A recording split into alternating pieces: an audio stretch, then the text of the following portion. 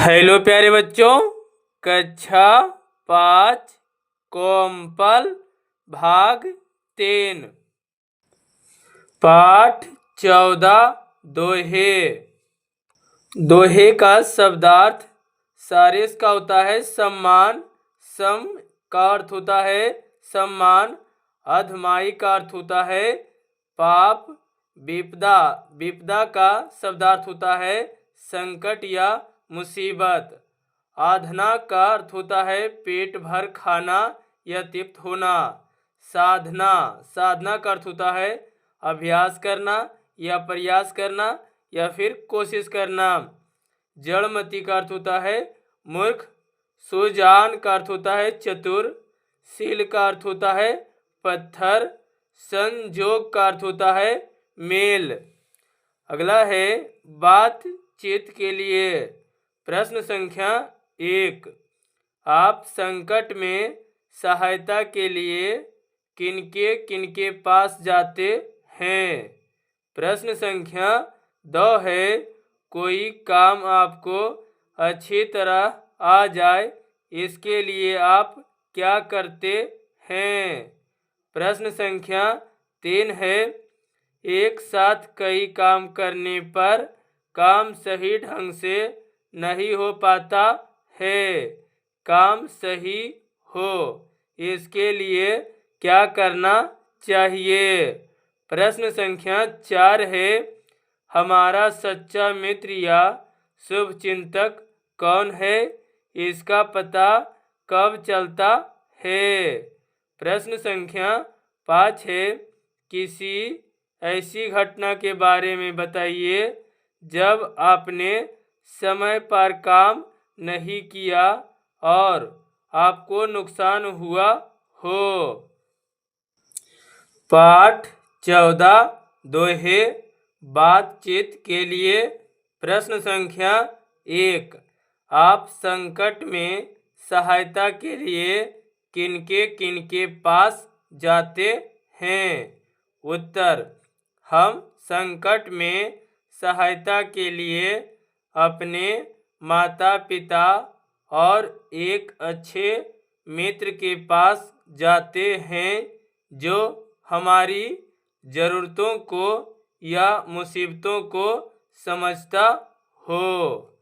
अगला प्रश्न है प्रश्न संख्या 2, कोई काम आपको अच्छी तरह आ जाए इसके लिए आप क्या करते हैं।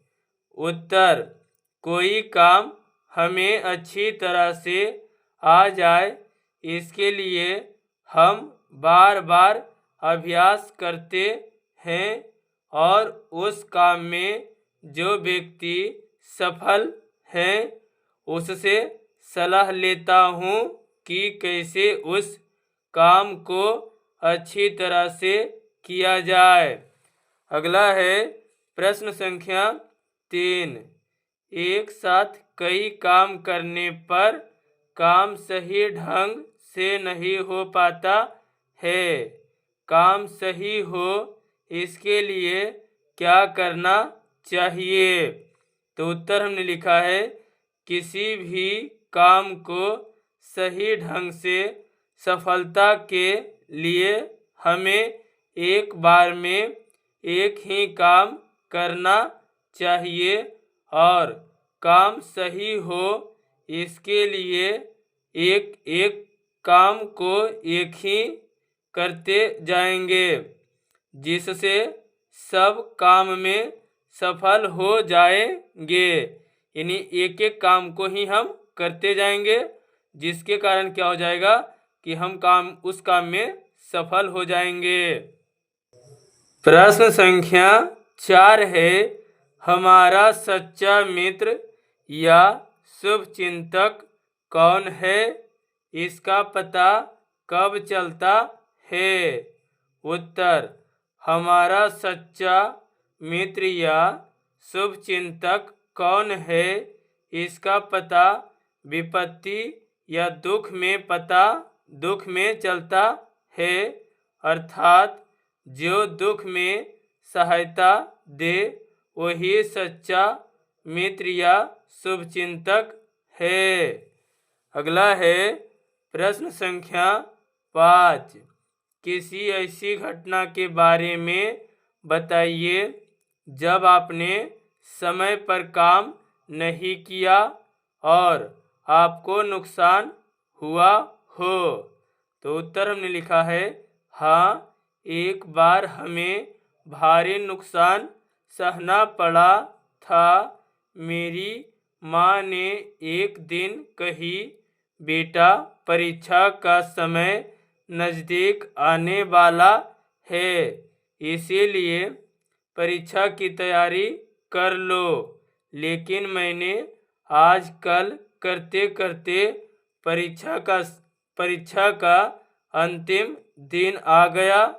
परीक्षा देने पर हम परीक्षा में फेल हो गया, जिससे मेरा समय का बहुत नुकसान हुआ। प्रश्न संख्या 5 का सभी बच्चों का प्रश्न का उत्तर अलग अलग भी हो सकता है।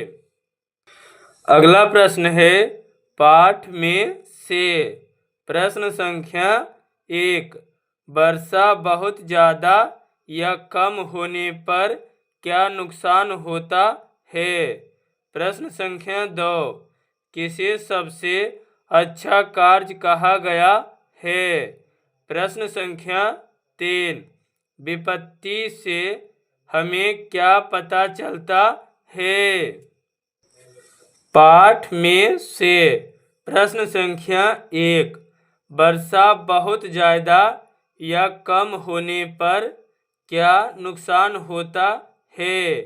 उत्तर हमने लिखा है वर्षा ज़्यादा होने पर बाढ़ आ जाती है। बाढ़ में फसल बर्बाद हो जाती है और वर्षा कम होने पर पानी के अभाव में फसल सूख जाती है, जिससे बहुत ही नुकसान होता है। अगला है प्रश्न संख्या 2। किसे सबसे अच्छा कार्य कहा गया है। उत्तर हमने लिखा है परोपकार, अर्थात किसी दूसरे लोगों की मदद करने को सबसे अच्छा कार्य कहा गया है। अगला है प्रश्न संख्या 3। विपत्ति से हमें क्या पता चलता है। उत्तर विपत्ति में हमें अपना पराया अर्थात अच्छे बुरे लोगों का पता चलता है। जो विपत्ति में सहायता करता है वही अपना होता है और जो विपत्ति में सहायता नहीं करता वह पराया होता है। अगला प्रश्न है आपकी समझ से प्रश्न संख्या 1। आप अपने इन मित्रों को कौन सा दोहा सुनाकर समझाएंगे। का जो झगड़ते रहते हैं। खा जो अपनी बड़ाई खुद करते हैं। गा जो घमंड करते हैं। आपकी समझ से प्रश्न 1। आप अपने इन मित्रों को कौन सा दोहा सुनाकर समझाएंगे। का प्रश्न है जो झगड़ते रहते हैं। उत्तर उन्हें हम इस दोहे से यानी कि तुलसी, इस संसार में भांति भांति के लोग, सबसो हिलमिल चलिए नदी नाव संजोग, यानी कि हम अपने दोस्तों को ये दोहा सुनाकर समझाएंगे। अगला है खा प्रश्न है जो अपनी बड़ाई खुद करते हैं। तो उन्हें हम बड़े बड़ाई ना करे, बड़े ना बोलो बोल, रहमन हीरा कब कहे, लाख टका मोल। गा है जो घमंड करते हैं। उन्हें हम इस दोहे सुनाकर समझाएंगे। उत्तर बड़ा हुआ तो क्या हुआ, जैसे पेड़ खजूर, पंछी को छाया नहीं, फल लगे अति दूर। अगला प्रश्न है प्रश्न संख्या 2। पाठ के अनुसार सूची बनाइए। का, जो काम हमें करने चाहिए। खा, जो काम हमें नहीं करना चाहिए। प्रश्न संख्या 2। पाठ के अनुसार सूची बनाइए। का प्रश्न में दिया है जो काम हमें करने चाहिए, तो उत्तर हमने लिखा है यानी कि जो काम हमें करना चाहिए, हमें समय पर काम करना चाहिए। अगला, हमें सबसे हिल मिलकर रहना चाहिए। अगला है हमें दूसरे लोगों को मदद करना चाहिए। एक कार्य को क्रम से करना चाहिए। अगला, हमें सफलता के लिए लगातार अभ्यास करना चाहिए। खा है जो काम हमें नहीं करना चाहिए। उत्तर हमने लिखा है पहला में हमें पछताना नहीं चाहिए। दूसरा, किसी से झगड़ा नहीं करना चाहिए। तीसरा, अपनी बड़ाई नहीं करनी चाहिए। चौथा, हमें ज़्यादा नहीं बोलना चाहिए। पाँचवा, हमें किसी को दुख नहीं देना चाहिए। प्रश्न संख्या 3 है दोहा पाठ में तुलसी, रहीम, कबीर और वृंद की विशेष कविताएं दी गई है। इनमें से रहीम के दोहे पहचान कर लिखिए।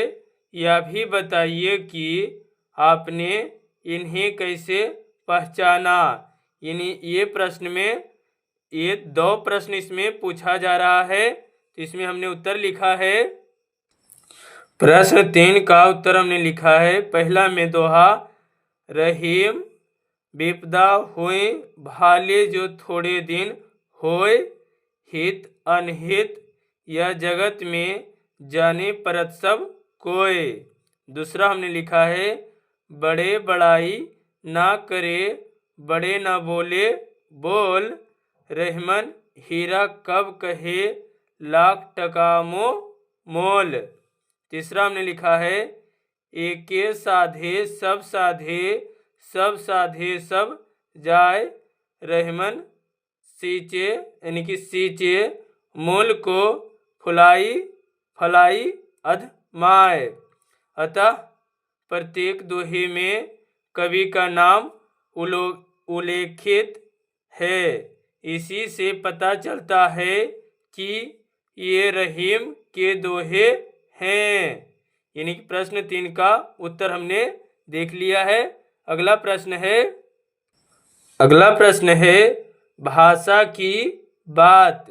प्रश्न 1, दिए गए वाक्यों में रेखांकित शब्द के विपरीत अर्थ वाले शब्द से वाक्य को पूरा कीजिए। इसमें विपरीत अर्थ जो हुआ, इसका अर्थ होता है उल्टा शब्द या विलोम शब्द। का है हमें ना तो बहुत अधिक बोलना चाहिए, ना ही बहुत कम। यानी कि अधिक का विपरीत अर्थ होगा कम। खा है हम सबको दोस्त बनाइए ना कि दुश्मन। यानी दोस्त का विपरीत अर्थक शब्द होता है दुश्मन। गा है विपत्ति में अपने और पराये की पहचान हो जाती है। यानी अपने का विलोम शब्द पराये होते हैं। घा है हमें एक समय में एक ही काम पर ध्यान देना चाहिए, न कि अनेक पर। यानी एक का विपरीर्थक शब्द होता है अनेक। ड़ा है बार बार अभ्यास करने से मूर्ख भी पंडित बन सकता है। मूर्ख का होता है पंडित या तो विद्वान, या हम लिख सकते हैं विद्वान बन सकता है। चाहे दूसरों को कष्ट पहुंचाना पाप है, जबकि दूसरों की सहायता करना पुण्य। यानी पाप का विलोम शब्द पुण्य होता है। प्रश्न संख्या 2 है, दिए गए शब्दों को वाक्यों में प्रयोग कीजिए। यानी कि वाक्य में हमें प्रयोग करना है। तो दिया है संसार, संसार का हमने वाक्य में प्रयोग किया कि इस संसार में भांति भांति के लोग रहते हैं, यानी अनेक तरह के लोग रहते हैं। पछताना, यानी बीते हुए समय पर पछताना नहीं चाहिए। अगला है विपदा, यानी कि इसका हमने वाक्य बनाया है, विपदा में ही अपने पराये का पहचान यानी कि पता चलता है। अगला है अभ्यास, अभ्यास करते रहने से मूर्ख भी विद्वान बन जाता है।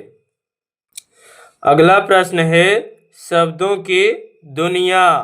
नीचे दिए गए शब्दों के समान अर्थ वाले शब्द लिखिए।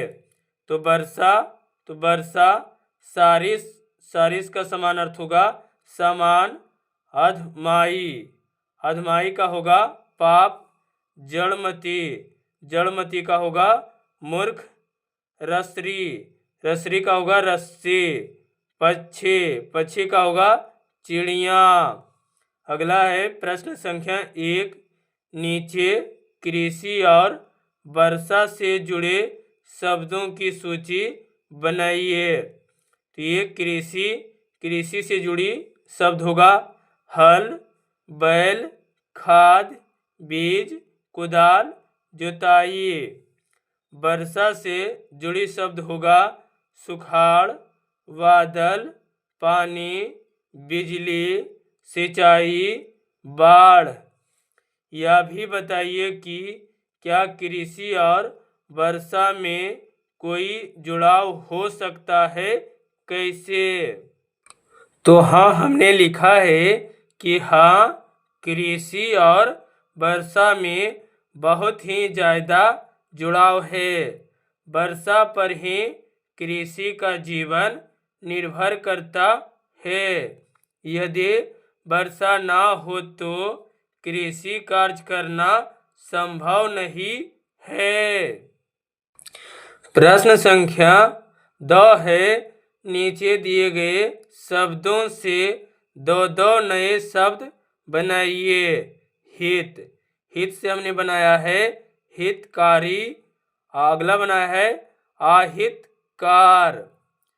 अगला है बड़ा, इससे हमने 2 शब्द बनाया है बड़ाई या फिर बड़प्पन। सम, सम से हमने नया शब्द बनाया है समान या समकक्ष। अगला प्रश्न है कुछ करने के लिए।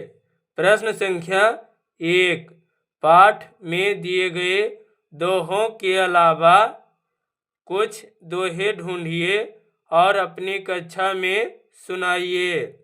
ये प्रश्न का उत्तर छात्र स्वयं देंगे।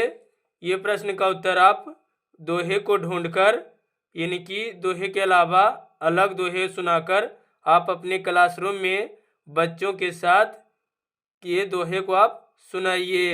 ये प्रश्न का उत्तर आप अपने क्लासरूम में करिएगा। अगला प्रश्न है आपकी कल्पना। प्रश्न 1, चित्र में आदमी ने क्या कहा होगा। तो इसमें हमने पहला चित्र में देख रहे हैं तो 2 व्यक्ति एक साइकिल में क्या कर रहे हैं, पंचर भर रहे हैं। दूसरा चित्र में क्या बोल रहा है, बहुत हो गया नहीं। अगला है फटाक, तुमने मेरी बात क्यों नहीं मानी। यानी ये तीनों चित्र में क्या क्या कहा होगा, आप अपनी कल्पना के आधार पे इस उत्तर को लिखिए। हमने लिखा है ये चित्र के आधार पर उत्तर को। आपकी कल्पना। प्रश्न 1, चित्र में आदमी ने क्या कहा होगा। तो उत्तर, चित्र में आदमी ने साइकिल में हवा डालने को कहा होगा। फिर आदमी ने हवा देने वाले को कहा होगा कि हवा बहुत हो गई, अब छोड़ दो। साइकिल की आवाज़ करने पर आदमी ने कहा होगा कि मैं पहले ही कह दिया था कि हवा बहुत हो गई, लेकिन तूने माना नहीं। विचित्र के आधार पर हमने अपने कल्पना के आधार पे ये प्रश्न का उत्तर लिखा है। आप कुछ इसमें अलग भी लिख सकते हैं चित्र के आधार पे। ये चैप्टर समाप्त हो गया है प्यारे बच्चों। अगर वीडियो आपको अच्छी लगी हो तो वीडियो को लाइक शेयर सब्सक्राइब जरूर करिएगा। इसके लिए आपको बहुत बहुत धन्यवाद।